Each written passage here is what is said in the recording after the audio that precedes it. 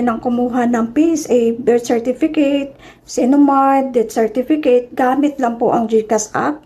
Opo, tama po yung narinig ninyo. Sa bagong update po ng GCash, pwede ka nang mag-request ng mga dokumentong ito diretso po dito sa GCash app sa tulong po ng partnership ni Philippine Statistic Authority at si GCash.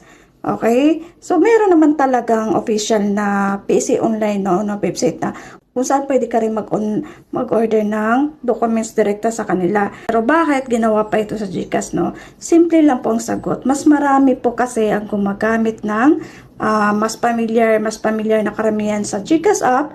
Halos milyon-milyon Pilipino na po ang gumagamit ng GCash. So, araw-araw itong ginagamit para sa bills, sa load, sa online payments. Kaya mas naging convenient po na mas ilapit ang serbisyo ng PSA sa platform na mas maalam at mas ginagamit ng tao.